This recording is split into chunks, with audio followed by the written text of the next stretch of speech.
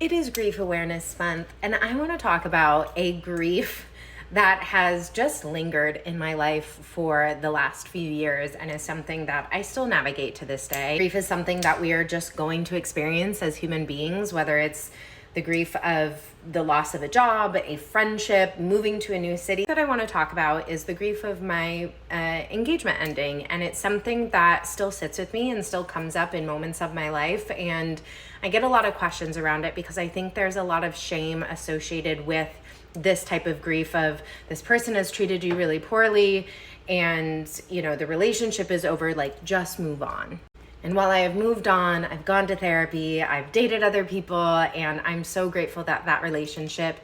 did not end up happening. There is still parts of the relationship that I grieve of having a companion. I'm someone that I love being in a relationship and I love pouring my love into someone, and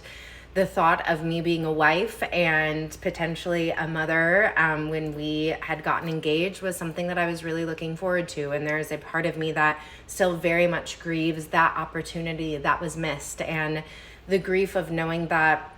some of my family members are getting older, and my grandpa is now no longer able to attend my wedding, and because he had passed afterwards. And so there's things in my life that have still come up that are associated with my relationship ending that kind of bring me back to that moment of really missing not the human being, but the relationship and what that brought me in my life and that companionship. And I want to remind you that whatever grief journey you're on, it is your own, and you are allowed to go at whatever pace you need to. You're still allowed to grieve whatever you're grieving and do it at your own pace, to your own journey.